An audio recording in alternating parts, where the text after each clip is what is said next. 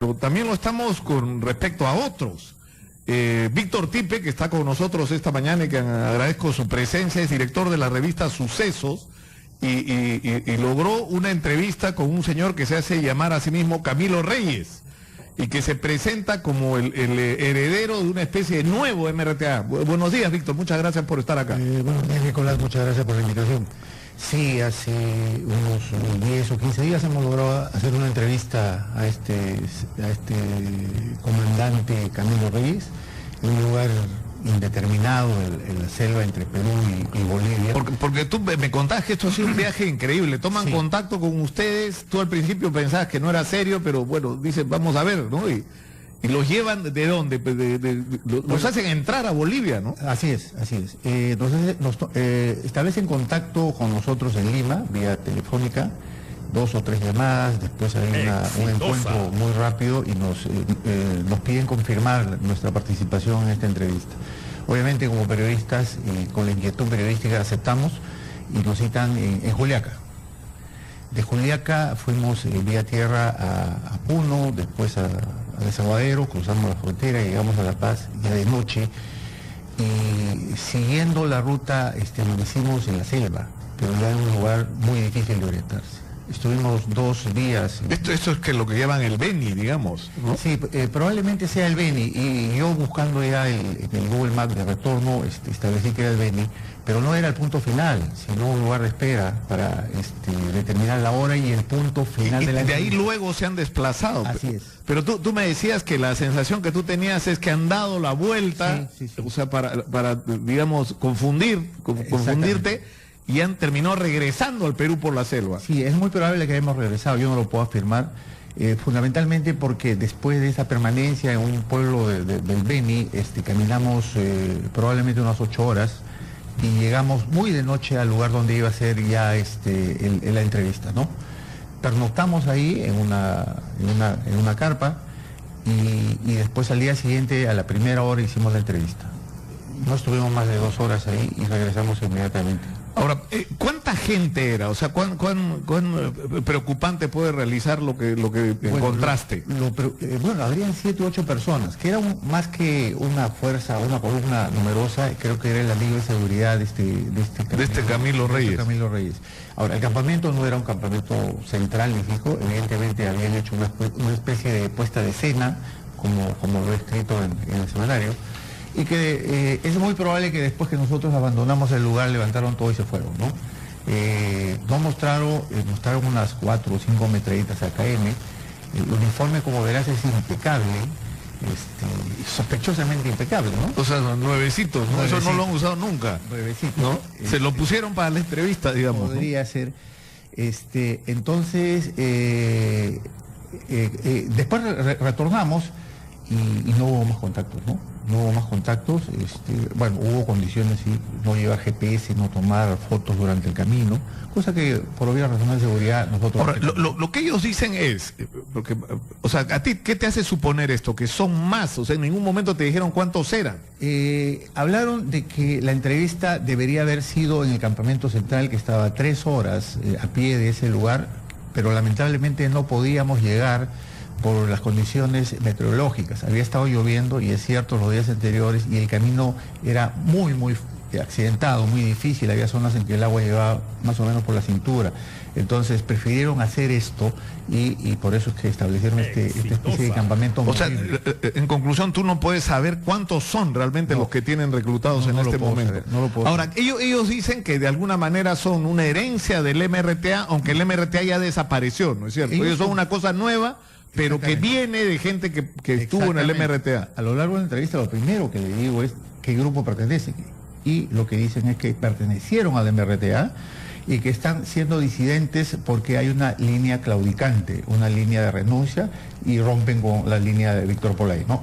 De Víctor Polay, de Peter Cárdenas Schut, que incluso han pedido disculpas. Bueno, lo hizo Víctor Polay ante la Comisión de la Verdad y en el juicio, o en los juicios, ¿no? Y lo hizo en televisión Peter Cárdenas. Sí, a lo largo de la entrevista él aborda numerosos temas, ¿no? Por ejemplo, la financiación, habla de que ha tenido vínculos con las FARC, Y de hecho, esto se confirma con alguna información que hace unos 3 o 4 años sacó el Diario de Comercio en base a la información que se encontró en la computadora del comandante Raúl Reyes, el de las FARC. De la FARC, sí. Ahí salió una relación de 18 miembros del MRTA que estaban siendo entrenados en ese lugar, y eso fue el 2010 o 2009 aproximadamente. Entonces, o sea, ya digamos 7 años después, o sea, digamos, deben haber tenido más de una promoción de gente entrenándose ahí. Sí. O sea, que acá hay una intervención de la FARC en primer lugar, eso es clarísimo. Lo dice. O sea, vienen del MRTA, han sido entrenados por la gente de la FARC. Así es. Y me imagino que por ahí les ha venido de alguna manera el financiamiento. Y también las armas.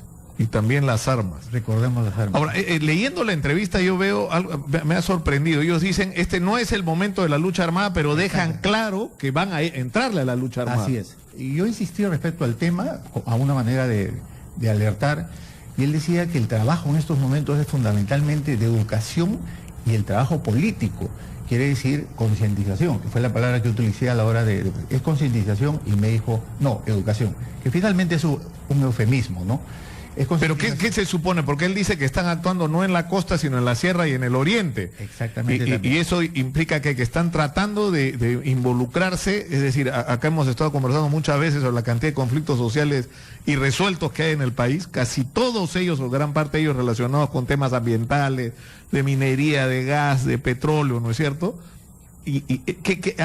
O sea, más allá de lo que te dio en la entrevista o que te dijo en la entrevista, están tratando de meterse en estos conflictos sociales. Sí. O de reclutar gente de contesta. Reclutar fundamentalmente, porque el trabajo que están desarrollando ahí, por lo que se nota, es involucrar a las comunidades indígenas de la frontera Perú-Ecuador, que aquí hay muchos. Me imagino que están tratando también de darle entrenamiento militar, y en algún momento, cuando ya sientan que tienen la fuerza suficiente, desarrollar un acto, ¿no?, violento ya. Es cierto que dice, no es el momento de la guerra armada, de la lucha armada, pero estamos camino a ello. Ahora, a mí me ha sorprendido algo que dice acá en la entrevista, que es que no dejas, o sea, que no cierra la posibilidad de un acercamiento con Sendero Luminoso, y demás, que han tratado de hacerlo. Sí, yo le pregunto si hay vasos comunicantes, me dice que no, pero que hay algunos puntos en los que sí podrían coincidir, como por ejemplo la amnistía. La amnistía. Lo que un poco lo separa es la palabra o el concepto reconciliación. Él dice que entre ricos y pobres no se puede reconciliar, etc. Pero deja abierta la posibilidad de establecer un contacto como ADEF o con Sendero Luminoso, propiamente dicho, ¿no? Ese es un poco el tema. Ahora, ¿cuál es la sensación que te queda a ti, Víctor, después de esta experiencia? Yo creo que es un grupo que hay que mirarlo con mucho cuidado. No se puede soslayar esto. Lamentablemente, las autoridades que vieron la promoción de esta noticia en la cuenta de sucesos, enterados de esto, comenzaron a minimizar el tema. Me parece un gravísimo error. Comenzaron a llamar a algunos medios de comunicación para presionarle y pintar a este Camilo Reyes como un delincuente común, cosa que me parece un tremendo error. O sea, estamos otra vez en lo de los abigeos, ¿no? Exactamente. Lo mismo que en el año 80, cuando a Abimael Guzmán lo calificaron de abigeo, de una banda insignificante, y miren que terminamos. Ahora otra vez están tratando de minimizar este hecho. No creo que tenga la enorme magnitud que tuvo Sendero Luminoso, pero que es un grupo de cuidado, sí es un grupo de cuidado. No creo que tenga la base ideológica que tuvo y que tiene hasta ahora Sendero Luminoso, hay que reconocerlo, pero igual, es una amenaza latente. Parte de la entrevista, cuando le hablo de la financiación, habla, por ejemplo, menciona la palabra retenciones políticas. Que fue romances, secuestros. Eso no secuestros, pero ahí hay un asunto importante. Hay gente que nos relaciona con el tema colombiano una vez más. Es decir, la FARC han participado en el entrenamiento, en el armamento, en la financiación de esta gente, pero hay gente de las FARC que no están de acuerdo con las decisiones que se han tomado y con el acuerdo de paz de Colombia, y que está claro no van a tener, por lo menos en un plazo largo, posibilidad de acción en Colombia.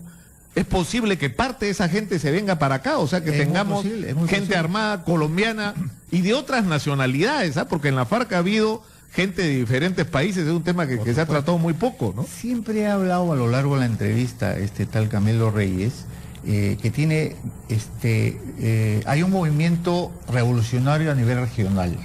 Eso quiere decir que tiene vínculos con pequeños grupos, es cierto, pero que los vínculos existen. y el más importante de ellos es la FARC y estos rezados que están en contra del acuerdo de paz en Colombia, ¿no? Entonces, por eso yo digo que es un tremendo error decir que es un delincuente común cuando hay elementos. Ahora, hay elementos, y permíteme mencionarte algunos. Sí. Camilo Reyes ha escrito un libro que se llama Reflexiones Necesarias, que es la base ideológica, se puede decir, de este grupo. Lo presentó hace 2 años más o menos y está en las redes sociales. ¿Un delincuente común puede escribir un libro con base ideológica? Creo que es difícil, ¿no? Segundo, ya existe el antecedente del entrenamiento de las FARC a este grupo. Y tercero, hay un elemento adicional. El año pasado hubo una nota de inteligencia de la propia policía, del JIMI, en la que daba cuenta de la incursión de un grupo, supuestamente el MRTA, a la zona de Pichanaki. Sí, la gente de inteligencia se alarmó, trató de establecer quiénes eran, no se pudo. ¿Establecer qué eran? Quiénes eran, pero ahora nos podemos dar cuenta que fácilmente que eran podría ellos. Haber sido este grupo. Claro, entonces, ¿cómo minimizar, tratar de cubrir las cosas y decir, ¿sabes qué? Son delincuentes comunes? Y se basan en una información supuestamente de la policía boliviana, en la que este tipo, cuya identidad yo no conozco, pero ellos aparentemente ya lo identificaron. Sí, vamos a interrumpir un momentito, Víctor, si lo permiten. Estamos con Víctor Tipe, director de la revista Sucesos. Él realizó la entrevista a este hombre que se llama Camilo Reyes, o que se hace llamar Camilo Reyes, y que dice ser el líder de una nueva versión del MRTA. Pero vamos a ir, si lo permites, Víctor, unos minutitos a la pausa. Regresamos contigo para terminar la entrevista con tus conclusiones y con este tema que se ha planteado, que vamos a enfrentar los periodistas una vez más, que es el de la supuesta apología.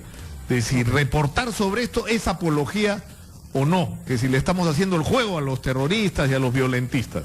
Vamos a regresar con Víctor Tipe, director de Sucesos. En unos ha aparecido un nuevo grupo armado que se pretende heredero del MRTA, aunque dicen que es algo nuevo, que ha confesado tener vínculos muy estrechos con la FARC. Es más, han recibido, por la información que ha recogido Víctor Tipe, director de la revista Sucesos, que ha publicado hoy día extensamente el contenido de la entrevista con este Camilo Reyes, como se hace llamar este líder de esta organización, que amenaza además con reiniciar acciones armadas, aunque no han dicho todavía cuándo. Víctor ha visto a 7 personas, ¿no? Varias de las cuales estaban armadas con fusiles, con armas de guerra. No se sabe cuántos son en este momento. Y algunos han criticado que hacer entrevistas como esta es apología del terrorismo. Incluso tú has editorializado un poco en respuesta a esto, ¿no es cierto? Sí, así es, así es. O sea, ¿qué debemos hacer los periodistas en situaciones como esta? A ver, nosotros, el periodismo nacional, creo que ya tiene experiencia respecto a este fenómeno y el modo como debe tratarse. En el año 80, Nicolás, aquellos que ya tenemos 50, 52 años, sabemos muy bien qué pasó. Se pretendió minimizar la aparición del Sendero Luminoso y los propios medios acallamos todo eso. Durante mucho tiempo, creo que 2 o 3 años aparecían solo en las páginas policiales. No, además había incluso una instrucción, una directiva de la Sociedad de Radio y Televisión estableciendo que me parece que eran 3 minutos lo que en total podías dar en noticias al día sobre terrorismo en los noticieros, cuando no podías salir de Lima, habían bombazos, apagones, mataban gente prácticamente todos los días, pero tú no podías hablar de eso en los medios. O sea, lo que teníamos que hacer era como que no estaba ocurriendo, ¿no? Claro. ¿Pero qué ganamos con eso? La gran pregunta es eso, ¿hasta cuándo duró? Bueno, hasta Tarata, hasta que te reventó el bombazo en las narices y nos dimos cuenta de lo que estaba pasando hacía años en el Perú. Así es, y en los Andes, ¿cuántos campesinos habían sido masacrados? Mientras acá en Lima y en las grandes ciudades no sabíamos lo que pasaba porque simplemente había una orden de ocultar eso, o acallar o minimizar. Entonces, esa es una lección que nosotros debemos aprender. Ahora, los periodistas sí sabemos, y deberíamos saberlo, mejor dicho, qué cosa es apología y qué cosa es informar. Hay una línea delgada, eso es cierto. No podemos difundir una proclama, por ejemplo. Pero sí hay posibilidades de saber cuál es el pensamiento y cuáles las etapas que está atravesando un movimiento. Yo creo que mayor facilidades, mayor ayuda a las autoridades para saber qué está pensando ese grupo, lo está brindando a través de una entrevista, a través de algún tipo de información que se publica en los medios, ¿no? Callar, yo creo que es el más grave error. Minimizarlo también. Yo creo que eso es complicidad. Y si las autoridades ahora pretenden callar, simplemente están siendo cómplices de este movimiento. Ahora, a mí me preocupa seriamente, Víctor, te confieso, en estos días más que que antes de la gravedad de la situación que estamos viviendo y creo de la que no somos completamente conscientes. Es decir, se supone que el Perú ha tenido una política económica correcta, ¿no? En los últimos 25 años o más. Exactamente. ¿No es cierto? 26 años ya. Y que esta política económica ha permitido el crecimiento del país, el enriquecimiento, yo creo desproporcionado de alguna gente, y el chorreo, como dicen, es decir, ha permitido que un sector se incorpore a la clase media y se reduzcan en algún nivel los índices de pobreza. Todo eso es verdad, pero esto ha ido de la mano, primero con unos niveles de corrupción impresionantes, donde tenemos el tren eléctrico más caro del planeta, donde más barato es hacer el canal de Panamá que los 20 kilómetros de metro en Lima, y eso por citar solo una obra, donde además tienes la peor educación del mundo, un sistema de salud colapsado, la seguridad colapsada, la infraestructura en crisis, y ni el tránsito en la ciudad de Lima funciona. Y encima de eso, tienes ahora la aparición de movimientos que se supone ya deberían estar desterrados. O sea, el 1 de mayo ha marchado gente con la cara de Abimael Guzmán por las calles de Lima. O sea, es como que hemos retrocedido en el tiempo y ahora aparece esta entrevista en Suceso donde resulta que el MRTA también, o lo que fueron del MRTA también quieren regresar. Entonces estamos en una situación que yo creo no terminamos de percibir como una situación muy, muy complicada. Lo que la clase política no ha entendido es que el Perú necesita cambios fundamentales, profundos y en democracia. Quiero aclarar eso, porque no vayas a pensar de que yo estoy... No, claro. Y en democracia. Pero que estamos experimentando la mayoría, pero que ha habido altísimos niveles de corrupción, como lo acabas de decir, y en realidad la gran mayoría de los pueblos postergados históricamente no han recibido los beneficios de este crecimiento económico. Y ahí está el caldo de cultivo de estos grupos. Pues. Eso, no creo que sea necesario ser un genio para darse cuenta de eso. Y la clase política sigue el mismo discurso de hace 50 o 60 años atrás y sigue hablando de chorreos y goteos, mientras siempre he mencionado este tema. Hay gente que se muere de frío en las épocas de friaje y le llevan 100 o 200 pasajes y solucionan el tema cuando se podría hacer proyectos integrales a largo plazo y darle sostenibilidad a eso. Esa gente no cree que de alguna manera en la desesperación se pueda plegar algún movimiento con este tipo de discursos. Por supuesto que sí, ahí está su caldo de cultivo. Y eso es lo que debe entender la clase política desde hace muchísimo tiempo. Y en vez de estar involucrándose en estos enormes robos y estafas al Estado peruano y al bolsillo de todos y cada uno de los peruanos, debería pensar en ellos y dejar de ocultar cosas y manifestaciones de este tipo, ¿no? A mí realmente me ha indignado la manera como del Ministerio del Interior han estado llamando para pretender minimizar esto diciendo que se trata de un delincuente común. ¿Qué va a pasar si dentro de 2 o 3 meses hay un secuestro? ¿Van a seguir diciendo que es un delincuente común? ¿Qué le van a decir al familiar? No, porque está clara la amenaza acá de que van a hacer uso de esos métodos que fueron sistemáticos en el MRT, pero ya en la FARC fueron a una escala impresionante, ¿no? Había un momento que tenían decenas de secuestrados, ¿no? Por supuesto, y no solamente colombianos, sino había norteamericanos, periodistas, políticos, etcétera. ¿A eso queremos llegar acá? No, pues hay que tomar las medidas del caso a tiempo y dejar de estar poniendo paños. Ahora, yo creo que de lo que hay que ser claros es que la mejor vacuna contra este tipo de grupos es, en primer lugar, que la justicia funcione, que no haya impunidad en el Perú, que nadie esté a salvo por el poder o la influencia que tenga. Entonces, a mí, por ejemplo, me resulta indignante a estas alturas que estemos hablando de Alejandro Toledo, el prófugo de la justicia, ¿no es cierto?, que está reclamando prisión preventiva porque hay elementos suficientes para acreditar que recibió 20 millones de dólares de los 30 y tantos que le había pedido a Odebrecht, y la gente que le pagó y la gente que participó en el pago ni siquiera está incluida en la investigación.